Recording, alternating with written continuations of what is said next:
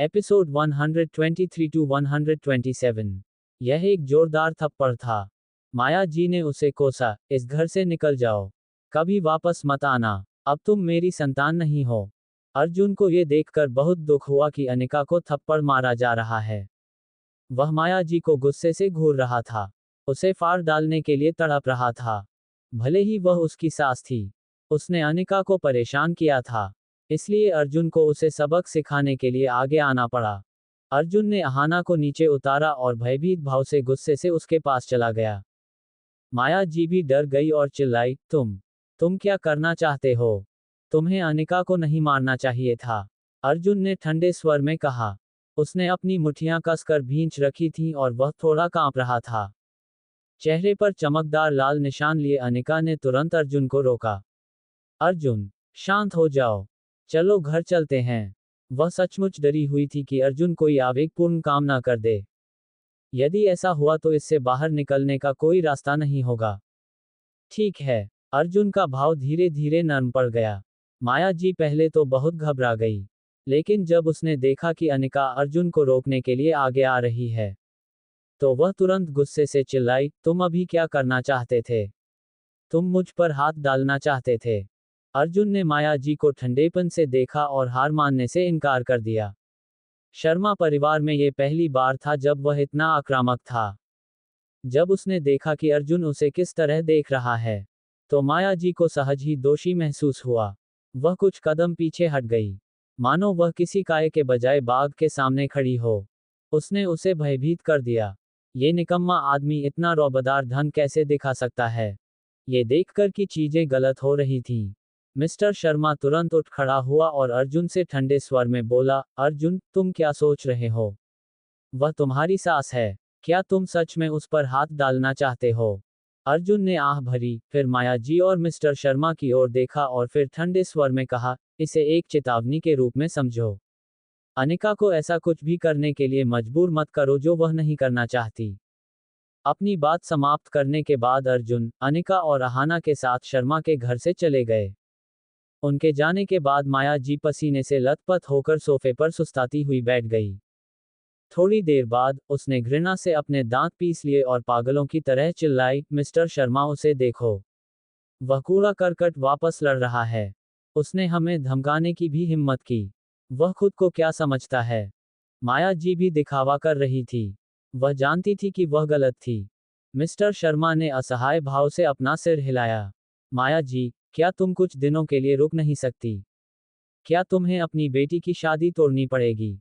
क्या मतलब है तुम्हारा? अब तुम अच्छे आदमी होने का नाटक क्यों कर रहे हो? क्या हमारी बेटी उस बेकार आदमी के साथ रहकर अच्छी जिंदगी जी सकती है? माया जी ने अर्जुन के प्रति अपना गुस्सा मिस्टर शर्मा पर निकाला। मत भूलो, कुछ ही दिनों में पापा का 70वां जन्मदिन होगा। क्या तुम वाकई इस घटिया और कमीने बच्चे को पापा के जन्मदिन पर लाने की योजना बना रहे हो? मिस्टर शर्मा अपनी पत्नी के गुणों से बहुत परिचित थे। देर सवेर ये परिवार उसके कारण उलट पुलट हो जाएगा। उसने अपना सिर हिलाए और कहा, मैं टहलने जा रहा हूं। ये कहकर वह चला गया। माया जी ने गुस्से से अपने दांत पीसते हुए कहा, जल्द या बाद में मैं अनिका और उस काय को अलग करने का एक तरीका ढूंढ लूंगी। दूसरी तरफ अर्जुन और अनिका अपने घर से निकलने के बाद सीधे हॉस्पिटल की ओर चल पड़े। अर्जुन ने कहा कि अहाना को आज दोपहर में भर्ती किया जा सकता है। अनिका को उस डॉक्टर के बारे में जानने की जिज्ञासा थी, जिससे अर्जुन ने संपर्क किया था। पिछली बार उन्होंने कहा था कि यह प्रोफेसर हेनरी टन थे, लेकिन अनिका को इस पर विश्वास नहीं हुआ। आखिरकार प्रोफेसर हेनरी चिकित्सा जगत में एक किंवदंती थे। क्या अर्जुन में सचमुच वह सब कुछ है जो उसे अपने साथ जोड़ने के लिए आवश्यक है? दुर्भाग्यवश हॉस्पिटल पहुंचते ही अनिका और अर्जुन की मुलाकात रोहन कुकरेजा से हो गई। अनिका, तुमने मुझे क्यों नहीं बताया कि तुम्हें हॉस्पिटल से छुट्टी मिल गई है? रोहन पास आया। अनिका मुस्कुराए और बोला, अरे रोहन, माफ करना, मैं कल रात हॉस्पिटल से चला गया था और तुम्हें बताने का समय नहीं मिला। अनिका वर्षों से रोहन की मदद के लिए आभारी थे। हालांकि जितना अधिक वह उसकी मदद करता, उतना ही वह असहज महसूस करती। वैसे तुम यहाँ क्या कर रहे हो? रोहन हैरान रह गया जब उसने अहाना को देखा जो अर्जुन की बाहों में थी। हम अहाना को अस्पताल में भर्ती कराने की व्यवस्था कर रहे हैं। अर्जुन ने कहा कि उन्होंने डॉक्टर से संपर्क किया है। अहाना को जल्द ही स्वस्थ कर दिया जाएगा, अनिका ने सच्चाई से कहा। रोहन हैरान रह गया। उसने व्यंग्य किया, अनिका, तुम अर्जुन की बात क्यों सुन रहे हो? जिस डॉक्टर से उसने संपर्क किया है, उसकी योग्यता क्या है? अगर वह डॉक्टर रोहन के इलाज में देरी करता है तो क्या होगा? मैंने पहले ही प्रोफेसर हेनरी संपर्क कर लिया है। वह आज एक विशेष मरीज को देखने के लिए यहाँ है। मैंने उनसे बहुत विनती की, तब जाकर वह अहाना को देखने के लिए राजी हुए। बात करते समय उसने विजयी भाव से अर्जुन की ओर देखा। हालांकि अर्जुन ने उसे पूरी तरह से नजरअंदाज कर दिया और अहाना के साथ खेलने में व्यस्त रहा। नहीं, इसकी कोई जरूरत नहीं है। अर्जुन ने इसे सुलझा लिया है। अनिका के लिए रोहन को मना करना मुश्किल हो गया। सच कहूं तो वह वास्तव में चाहती थी कि प्रोफेसर हेनरी अहाना को देखें, लेकिन अर्जुन पहले ही एक डॉक्टर से संपर्क कर चुका था। अगर वह इस समय रोहन के साथ जाती, तो ऐसा लगता कि उसे अर्जुन पर भरोसा नहीं है। रोहन का चेहरा बदल गया। उसने अपना सिर घुमाकर अर्जुन की तरफ देखा और झूठी मुस्कान के साथ पूछा, अर्जुन, तुमने किस डॉक्टर से संपर्क किया? क्या वह अच्छा है? अर्जुन ने शांति से कहा, आप उस विशेष रोगी के बारे में कुछ नहीं जानते जिसे देखने के लिए प्रोफेसर हेनरी आ जाए थे। रोहन चौंक गया। संदिग्ध नजर से उसने पूछा, तुम्हारा क्या मतलब है? अचानक उसे लगा कि आज उसके सामने जो अर्जुन है, वह थोड़ा अलग है। हालांकि वह ये नहीं बता पाया कि अर्जुन में क्या अलग है। अर्जुन ने उदासीनता से कहा, इसकी चिंता मत करो। मैं तुम्हें बस इतना बताना चाहता हूं कि मैं वह कर सकता हूं जो तुम नहीं कर सकते। अर्जुन ने रोहन के उकसावे को लंबे समय तक सहन किया था। आज उसे रोहन को अपनी वास्तविक क्षमताओं के बारे में बताने में कोई आपत्ति नहीं थी। अर्जुन, क्या तुम पागल हो गए हो? क्या तुम मुझे ये बताने की कोशिश कर रहे हो कि प्रोफेसर हेनरी आज जिस मरीज से मिलने जा रहे हैं, वह अहाना है? रोहन ने अपनी आंखों में एक ठंडी अभिव्यक्ति के साथ एक मजाकिया लहजे में कहा। ये घटिया आदमी खुद को क्या समझता है? प्रोफेसर हेनरी एक फेमस हैं। मेरे बैकग्राउंड वाले व्यक्ति के लिए भी मुझे उनसे लंबे समय तक भीख मांगनी पड़ी। तो अर्जुन जैसा कोई व्यक्ति उनसे कैसे संपर्क कर सकता है? अर्जुन ने इनकार नहीं किया, बल्कि हल्के से मुस्कुराया। तुम्हें थोड़ी देर में पता चल जाएगा। ठीक है अर्जुन, अब तुम एक बेहतर झूठ बोलने वाले बन गए हो। क्या तुम जानते हो कि प्रोफेसर हेनरी को एक मरीज को देखने के लिए कितना काम करना पड़ता है? हर दिन सैकड़ों अमीर और शक्तिशाली लोग उनसे मिलने के लिए कहते हैं। लेकिन क्या तुम सोचते हो कि सिर्फ इसलिए कि कोई अमीर और शक्तिशाली है, वह प्रोफेसर हेनरी को अपने मरीज के रूप में लेने के लिए राजी कर सकता है? क्या तुम जानते हो कि प्रोफेसर हेनरी ने कितने उद्यमियों और अमीर लोगों को अस्वीकार किया है? रोहन ने अर्जुन को व्यंग्यात्मक दृष्टि से देखा, उसका चेहरा ठंडा था। प्रोफेसर हेनरी की चिकित्सा फीस ही कई मिलियन रुपए की है। क्या तुम इतना खर्च उठा सकते हो? अर्जुन को तुच्छ समझने के लिए रोहन को दोषी नहीं ठहराया जा सकता। यहाँ मुख्य मुद्दा यह था कि प्रोफेसर हेनरी को किसी मरीज को लेने के लिए राजी करना लगभग असंभव था। यदि उसके पिता न होते तो शायद प्रोफेसर हेनरी रोहन की ओर देखते भी नहीं। अर्जुन ने अहाना को अनिका की बाहों में भेज दिया और शांति से कहा, कुछ भी पूर्ण नहीं है। तुम इतना कैसे निश्चित हो सकती हो कि मैं प्रोफेसर हेनरी को नहीं पा सकता? रोहन ने अहंकार से हंसते हुए कहा। उसने अपना सिर घुमाकर अनिका की ओर देखा और अर्जुन की ओर इशारा करते हुए आरोप लगाया।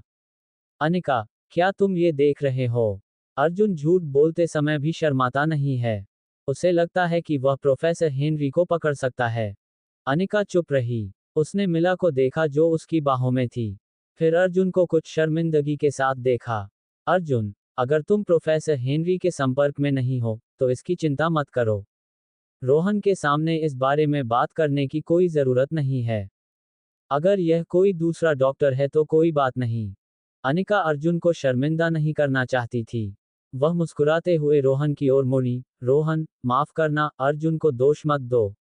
मैं तुम्हारी मदद के लिए वास्तव में आभारी हूँ, लेकिन तुम भी जानते हो कि अहाना की हालत कैसी है।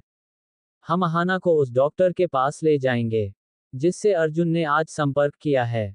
अगर यह कारगर नहीं हुआ, तो मैं आधे महीने और इंतजार करूंगी। अनिका ने ऐसा इसलिए कहा क्योंकि वह रोहन को शर्मिंदा नहीं करना चाहती थी। रोहन ने उदासीन भाव से कहा, अनिका, तुम समझ रहे हो कि मेरा क्या मतलब है। मैं प्रोफेसर हेनरी के संपर्क में बना रहूंगा, लेकिन मुझे उम्मीद है कि तुम इस बात पर विचार करोगे कि क्या अर्जुन तुम्हें और अहाना को एक अच्छी जिंदगी दे सकता है। भले ही तुम अपने लिए इसके बारे में न सोचो, लेकिन अहाना के भविष्य को ध्यान में रखना चाहिए। रोहन को इतनी स्पष्ट उकसावे के बाद भी शर्म नहीं आई। अर्जुन ने भौहें सिकोड़ते हुए ठंडे स्वर में कहा, रोहन, तुम्हें अनिका और अहाना के भविष्य के बारे में चिंता करने की जरूरत नहीं है। समझे। वह बहुत परेशान था। रोहन भी बहुत परेशान था। उसने तर्क दिया, अर्जुन, मुझे दिखाओ कि तुम अनिका और अहाना के लिए क्या कर सकते हो। जब तुम्हारे पास दिखाने के लिए कुछ ना हो तो बात मत करो। वह कौन था जिसके पास दिखाने को कुछ नहीं था। इस समय अर्जुन का फोन बज उठा। उसके और रोहन के बीच तनाव अचानक खत्म हो गया। वह एक तरफ गया और देखा कि यह प्रोफेसर हेनरी ही थे जो बुला रहे थे। मिस्टर कपूर, मैं आ गया हूँ। आप कहाँ हैं? प्रोफेसर हेनरी फोन पर बहुत सम्मानपूर्वक बोल रहे थे। वह आज के दिन के लिए काफी समय से तैयारी कर रहे थे और अपने सबसे अच्छे प्रशिक्षुओं को साथ लेकर आए थे। ये सुनिश्चित करना था कि चीजें बुलेट प्रूफ हों। योजना ये थी कि मिस्टर कपूर की बेटी के साथ एक लक्षित जांच की जाए और उपचार योजना को अनुकूलित किया जाए। अर्जुन ने जवाब दिया, मैं आपातकालीन कक्ष की इमारत में हूँ। ठीक है, मैं अभी वहां पहुंच जाऊंगा। कृपया मेरा इंतजार करें। प्रोफेसर हेनरी बहुत उत्साहित लग रहे थे। फोन रखने के बाद फिलिप वहां आया और अनिका की तरफ देखकर मुस्कुराया। अनिका, जिस डॉक्टर से मैंने संपर्क किया था, वह जल्द ही यहां आ जाएगा। थोड़ी देर में तुम्हें पता चल जाएगा कि वह कौन है। अनिका ने सिर हिलाया। रोहन ने व्यंग्यात्मक लहजे में कहा, यह बहुत बढ़िया समय है। मैं उस डॉक्टर से मिलना चाहता हूं जिससे तुमने संपर्क किया है। जब उसने ये कहा, तो रोहन ने अनिका की ओर देखा और कृपालु तरीके से कहा, अनिका, चिंता मत करो। मैं अभी प्रोफेसर हेनरी से संपर्क करूंगा और उन्हें भी आने के लिए कहूंगा। ऐसा कहने के बाद उसने अपना फोन निकाला और जानबूझकर एक नंबर डायल किया, मानो अर्जुन के सामने दिखावा करना चाहता हो। उसने सम्मानपूर्वक कहा, हेलो प्रोफेसर हेनरी, आप कहाँ हैं? क्या आपको मेरी जरूरत है कि मैं आपको लेने आऊं?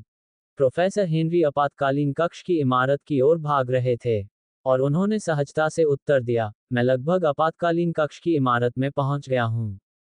आप वहां मेरा इंतजार कर सकते हैं। इसके बाद उसने फोन रख दिया। रोहन ने सिर हिलाया और प्रोफेसर हेनरी को धन्यवाद दिया। फिर गर्व से अर्जुन से कहा, प्रोफेसर हेनरी आपातकालीन कक्ष भवन में आ रहे हैं और वह थोड़ी देर में यहां पहुंच जाएंगे।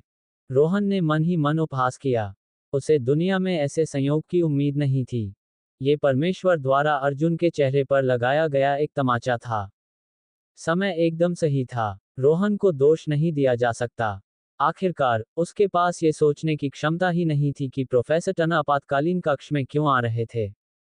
रोहन के दिमाग में इस बात की संभावना बहुत कम थी कि अर्जुन जिस डॉक्टर के संपर्क में था वह प्रोफेसर हेनरी थे। अनिका थोड़ा शर्मिंदा था। वह नहीं चाहती थी कि अर्जुन को फिर से नीची नजर से देखा जाए। अर्जुन ने पहले बताया था कि वह प्रोफेसर हेनरी के संपर्क में थे। हालांकि किसी ने भी उस पर विश्वास नहीं किया, यहां तक कि अनिका ने भी नहीं। ये तब भी मामला था जब अर्जुन ने कल रात उसके सामने अपनी सारी बातें रखीं और बताया कि उसका परिवार काफी आरामदायक स्थिति में है तथा उसके पास लगभग 2 मिलियन रुपए की बचत है। हालांकि जब प्रोफेसर हेनरी का मामला आया तो वह रोहन के पक्ष में थी। आखिरकार यदि किसी के पास पैसा भी हो तो भी जरूरी नहीं कि उसके पास कनेक्शन भी हो। इसके अलावा अनिका को अब भी संदेह था कि क्या अर्जुन के पास सचमुच 2 मिलियन रुपए थे। अर्जुन, इसे भूल जाओ। बस रोहन से माफी मांग लो, इस तरह से बात करने की कोई जरूरत नहीं है। अनिका ने अर्जुन को गंभीरता से देखा। यदि वे रियायत पर पहुंच जाते तो किसी को शर्मिंदा होने की जरूरत नहीं होती। हालांकि अर्जुन ने अनिका के कंधे पर थपथपाया और कहा, मुझ पर भरोसा करो अनिका। मैं वही करूंगा जो मैं कहूंगा। ऐसा कहने के बाद उसने अहाना को चिढ़ाते हुए उससे पूछा, अहाना, क्या तुम्हें पापा पर भरोसा है? मुझे तुम पर भरोसा है। अहाना मासूमियत से हंसी। इसी समय प्रोफेसर हेनरी अपने 4 सबसे योग्य प्रशिक्षुओं के साथ पहुंचे। वे आपातकालीन कक्ष भवन के प्रवेश द्वार तक दौड़ रहे थे। रोहन ने तुरंत मुस्कुराते हुए उनका अभिवादन किया और चापलूसी से कहा, प्रोफेसर हेनरी आप यहाँ हैं। अपनी तरफ देखिए, आपको पसीना आ रहा है। मेरे लिए इधर उधर भागने की कोई जरूरत नहीं है। यह उनका गुप्त रूप से शेखी बघारना और दिखावा था। प्रोफेसर टनर ने भौहें सिकुड़ी और रोहन की ओर देखा। इस घमंडी युवक के प्रति उनके मन में कोई भावना नहीं थी। यदि रोहन के पिता ने उसे वह सुंदर जेड न दिया होता, तो वह वास्तव में रोहन का मनोरंजन नहीं करना चाहता था। इसलिए प्रोफेसर हेनरी ने केवल उनकी ओर हल्का सा सिर हिलाया। उसी समय वह श्री अर्जुन को ढूंढने के लिए इधर उधर देख रहा था।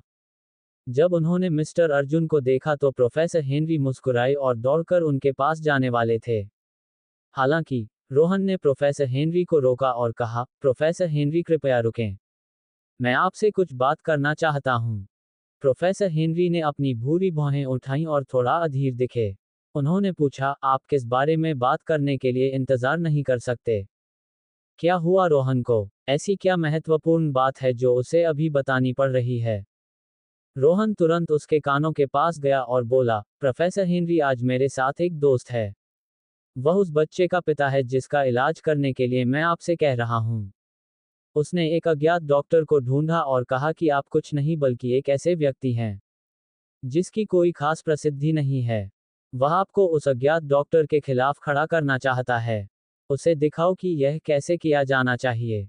रोहन गंदगी फैलाने की कोशिश कर रहा था। प्रोफेसर हेनरी का चेहरा तुरंत बदल गया। उन्होंने ठंडे स्वर में कहा, वह कहाँ है? मैं उससे मिलना चाहता हूँ। प्रोफेसर हेनरी ने यह अपमान सहन नहीं किया और कहा कि वह एक ऐसे व्यक्ति हैं जिन्हें अनुचित प्रसिद्धि मिली है। हर डॉक्टर को अपने सम्मान की रक्षा करनी थी। रोहन ने तुरंत अपना सिर घुमाया, आत्मसंतुष्ट होकर उपहास किया और अर्जुन पर चिल्लाया, अर्जुन, जिस डॉक्टर से तुम संपर्क में थे, वह कब आ रहा है? प्रोफेसर हेनरी भी ये देखना चाहते हैं कि तुम्हारे डॉक्टर में वह सब कुछ है जो चाहिए। अर्जुन ने अपनी बाहें उठाईं और रोहन की ओर देखा, जिसके चेहरे पर तिरस्कार भरा भाव था। उसने कहा, वह पहले से ही यहाँ है। वह पहले से ही यहाँ था। रोहन ने अपना सिर घुमाया और चारों ओर देखा। प्रोफेसर हेनरी के साथ मौजूद कुछ लोगों के अलावा वहाँ कोई और डॉक्टर नहीं था। क्या वह ये कहना चाह रहा है कि जिस डॉक्टर के संपर्क में वह है, वह प्रोफेसर हेनरी है? क्या मजाक! रोहन ने तुरंत व्यंग्य करते हुए कहा, अर्जुन, वह कहाँ है? क्या ऐसा हो सकता है कि तुमने वास्तव में किसी डॉक्टर से संपर्क नहीं किया और तुम झूठ बोलकर बच रहे हो? अनिका, मैंने तुमसे कहा था, अर्जुन एक बेकार का कूड़ा है। वह कभी कुछ नहीं कर पाएगा। इधर उधर देखो, वह डॉक्टर कहाँ है जिसका उसने जिक्र किया था? रोहन का चेहरा व्यंग्य से भरा हुआ था और उसकी भौहें ऊपर उठी हुई थीं। उसकी मुस्कान बहुत ही तिरस्कारपूर्ण थी। चुप रहो, तुम खुद को क्या समझते हो? मिस्टर अर्जुन से इस तरह बात करने की तुम्हारी हिम्मत कैसे हुई? अचानक प्रोफेसर हेनरी की डांट सुनकर रोहन डर से कांप उठा। उसने तुरंत पूछा, प्रोफेसर हेनरी आप क्या कर रहे हैं? प्रोफेसर हेनरी ने उसे घूर कर देखा, फिर मुस्कुराते हुए सम्मानपूर्वक अर्जुन के पास गए। उन्होंने कहा, मिस्टर अर्जुन, मैं अपने 4 सबसे अच्छे प्रशिक्षुओं को लेकर आया हूं। अगर आप तैयार हैं, तो हम आपकी बेटी की परीक्षा शुरू कर सकते हैं। रोहन ने अर्जुन को स्तब्ध भाव से देखा। वह अविश्वसनीय रूप से अचंभित महसूस कर रहा था। वह सदमे में था। क्या चल रहा है? अनिका की आंखें खुली की खुली रह गईं क्योंकि उसे विश्वास ही नहीं हो रहा था कि अभी क्या हुआ था। प्रोफेसर हेनरी वास्तव में अर्जुन के लिए आए थे। यह आश्चर्यजनक था। रोहन की नज़र में अर्जुन पूरी तरह से असफल था। उनमें ऐसा क्या था जिसके कारण प्रोफेसर हेनरी उनके साथ इतना सम्मानपूर्वक व्यवहार करते थे? रुको, रोहन को वह समय याद आया जब उसने हॉस्पिटल के रेस्ट रूम में अर्जुन और प्रोफेसर हेनरी को देखा था। क्या उस समय प्रोफेसर हेनरी भी विशेष रूप से उसके लिए आए थे? अचानक रोहन घबरा गया। उसी समय वह बहुत क्रोधित था। यह असंभव है। यह अवश्य ही कोई गलती होगी। अनिका की आंखें अभी भी खुली हुई थीं। उसने अविश्वास से अर्जुन को देखा। उसका छोटा सा मुंह थोड़ा खुला हुआ था। अपने होठों को कांपते हुए उसने पूछा, अर्जुन, क्या तुमने वाकई प्रोफेसर हेनरी को पा लिया? ये कैसे हो रहा है? यदि ऐसा अतीत में हुआ होता तो अनिका को लगता कि प्रोफेसर हेनरी एक धोखेबाज है। हालांकि कल रात जो कुछ हुआ उसके बाद अनिका को अर्जुन का दूसरा पहलू भी पता चल गया। हालांकि यदि अर्जुन का परिवार संपन्न भी होता, तो भी प्रोफेसर हेनरी उसके साथ इतना सम्मानजनक व्यवहार नहीं कर पाते। वह चिकित्सा के क्षेत्र में अग्रणी व्यक्ति थे। एक बड़े व्यक्ति थे जिनके चाहने वाले असंख्य लोग थे। हालांकि इस समय वह उसके पति के लिए हर संभव प्रयास कर रहा था। 60 या 70 वर्ष की आयु के एक अत्यंत सम्मानित चिकित्सा संत, 20 वर्ष की आयु के एक युवक के प्रति इतनी विनम्रता से पेश आ रहे थे। जिन बड़े उद्योगपतियों और उद्यमियों ने प्रोफेसर हेनरी से उनका इलाज करने की गुहार लगाई थी, अगर उन्हें इस बारे में पता चला तो वे भी शायद हैरान हो जाएंगे। क्या अर्जुन अब भी मुझसे कुछ छिपा रहा है? उसका परिवार आखिर क्या करता है? अर्जुन ने अनिका के संदेह को समझ लिया और मुस्कुराते हुए कहा, प्रोफेसर हेनरी मेरे पिताजी के पुराने दोस्त हैं। मेरे पिताजी ने उनके शोध को प्रायोजित भी किया था। क्या ये सही नहीं है, प्रोफेसर हेनरी? बात करते समय अर्जुन ने प्रोफेसर हेनरी की ओर देखा, जिन्होंने तुरंत उनकी बात समझ ली। प्रोफेसर हेनरी ने सिर हिलाया और मुस्कुराए, हाँ मिस अनिका। मिस्टर अर्जुन के पिता ने पहले हमारे शोध प्रोजेक्ट को प्रायोजित किया था। मैं उनका एहसान चुकाना चाहता था। यह असंभव है। ये कैसे हो सकता है? अर्जुन एक निकम्मा है। उसके पिता प्रोजेक्ट को प्रायोजित किए। प्रोफेसर हेनरी, क्या आप जानते हैं कि आप किस बारे में बात कर रहे हैं? रोहन गुस्से से भर गया और उसने प्रोफेसर हेनरी से सवाल करने का साहस किया। अर्जुन के पिता कहाँ हैं? क्या वह अनाथ नहीं हैं? जब वे कॉलेज में था तो अर्जुन ने उन्हें यही बताया था। यह असंभव है। ये कैसे हो सकता है? अर्जुन एक निकम्मा है। उसके पिता प्रोजेक्ट को प्रायोजित किए। प्रोफेसर हेनरी, क्या आप जानते हैं कि आप किस बारे में बात कर रहे हैं? रोहन गुस्से से भर गया और उसने प्रोफेसर हेनरी से सवाल करने का साहस किया। अर्जुन के पिता कहाँ हैं? क्या वह अनाथ नहीं हैं? जब वे कॉलेज में था तो अर्जुन ने उन्हें यही बताया था। प्रायोजन? क्या मजाक! प्रोफेसर हेनरी ऐसे बात कर रहे थे जैसे अर्जुन का परिवार अमीर हो। अगर उसके पास पैसे होते तो वह अनिका के साथ इतनी मुश्किलें क्यों झेलता? वह हाना की बीमारी को क्यों नजरअंदाज करता? प्रोफेसर हेनरी के चेहरे पर उदासी छा गई। उन्होंने पलटकर ठंडे स्वर में कहा, तुम्हारी हिम्मत नहीं हुई कि तुम असभ्य बनो। मिस्टर अर्जुन के पिता ऐसे व्यक्ति नहीं हैं जिनकी निंदा तुम कर सको। अगर तुम मिस्टर अर्जुन के साथ असभ्य बनने की हिम्मत करोगे, तो मुझे दोष मत दो कि मैंने तुमसे मुंह मोड़ लिया। रोहन ने बहुत गलत कदम उठाया था। यदि उसने मिस्टर अर्जुन के पिता के साथ अभद्र व्यवहार करने का साहस किया है तो वह जीना नहीं चाहेगा। क्या उन्हें यह नहीं पता था कि मिस्टर अर्जुन के पिता अपनी उंगलियों के इशारे से देश के सकल घरेलू उत्पाद को प्रभावित कर सकते हैं? रोहन कांप उठा और घबरा गया। उसने जल्दी से माफी मांगी, मुझे माफ कर दो, प्रोफेसर हेनरी, मैं अपनी भावनाओं में बह गया था। प्रोफेसर हेनरी ने ठंडी सांस ली और फिर कहा, कल मैं किसी को वह जेड वापस भेज दूंगा जो तुम्हारे पिताजी ने मुझे दिया था। अब से खन्ना परिवार का मुझसे कोई लेना देना नहीं है। तमाचा! ये निस्संदेह एक जोरदार थप्पड़ था, जो रोहन के चेहरे पर जोरदार लगा। रोहन तुरंत घबरा गया और बार बार माफी मांगने लगा। प्रोफेसर हेनरी, मुझे माफ कर दो। कृपया ऐसा मत करो, नहीं तो मेरे पिता मुझे मार डालेंगे।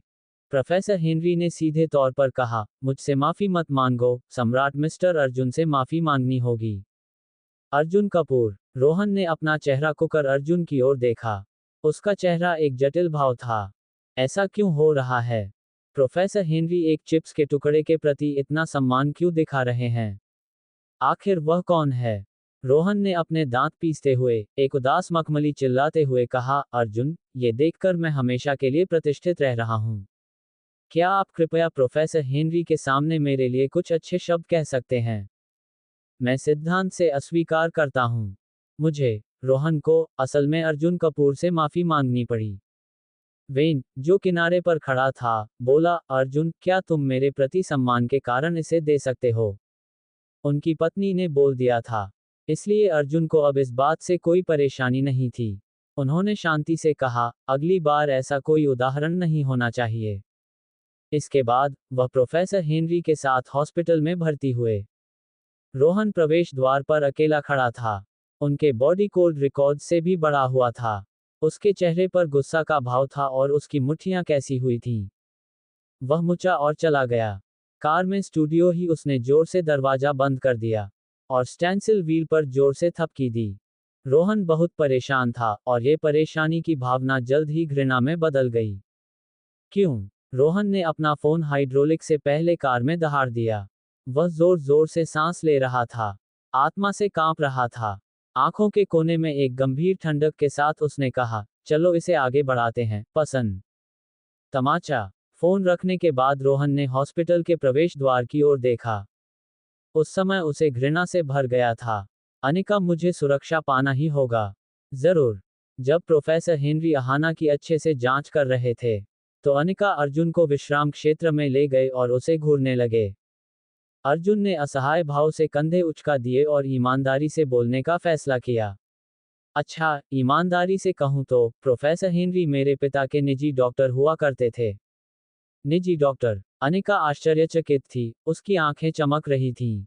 अर्जुन के पिता कौन थे? उनके पास प्रोफेसर हेनरी को अपना निजी डॉक्टर नियुक्त करने का साधन था। अर्जुन, क्या तुम मुझे और कुछ नहीं बताना चाहते?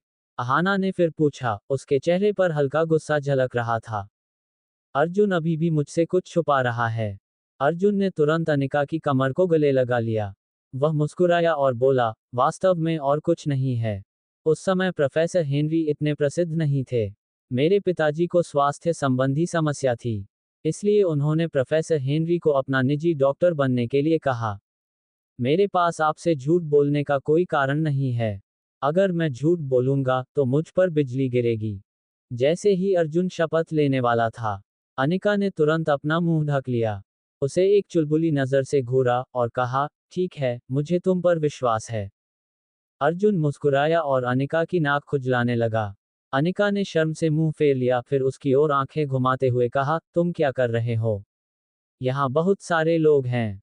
प्रोफेसर हेनरी ने अहाना से संबंधित शेष मामलों को अपने हाथ में ले लिया। इसलिए अनिका कंपनी में वापस आ गया।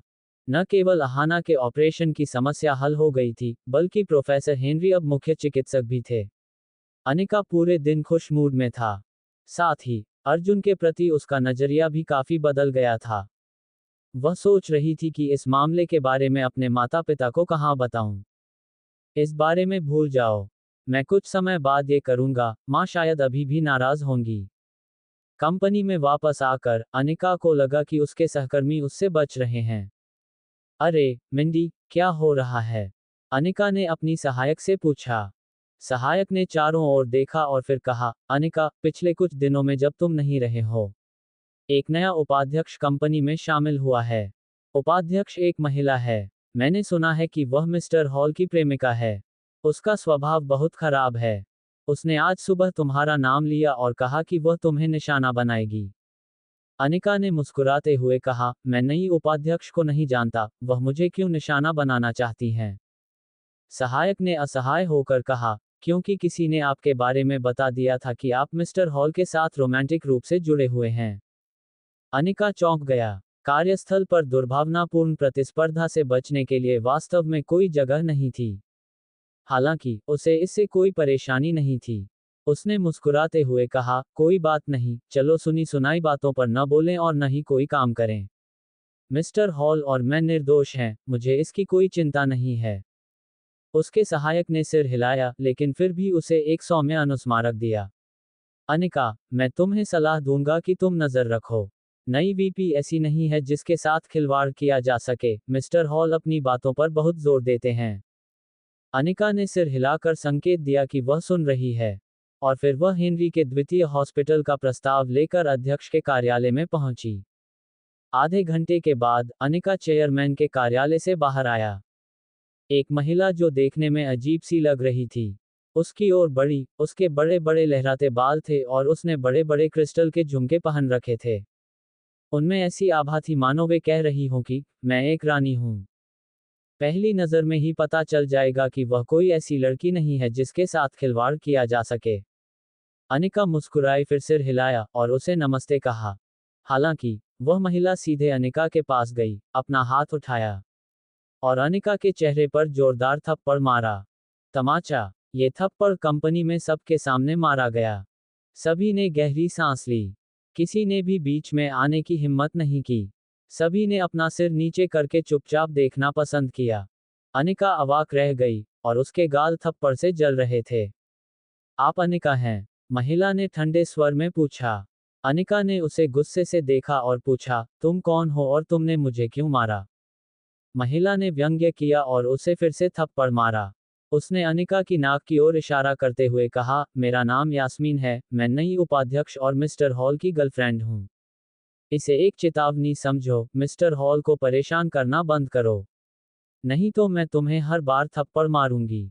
वह दबंग और अहंकारी थी। ये बेकन फार्मास्यूटिकल की नवनियुक्त उपाध्यक्ष मिस लुइस थी।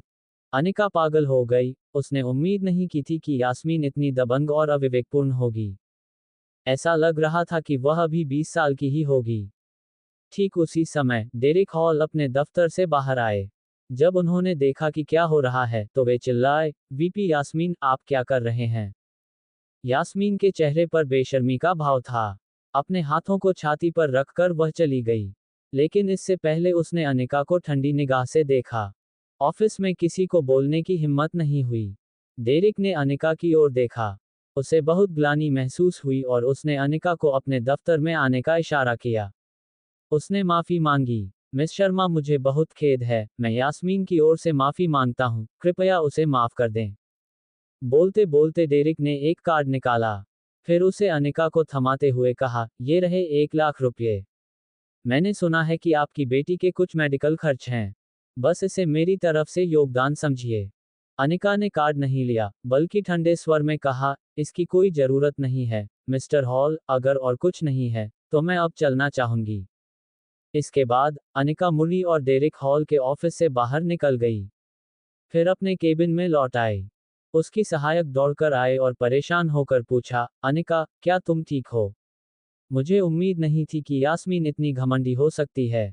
और मिस्टर हॉल कोई कार्रवाई नहीं करेंगे।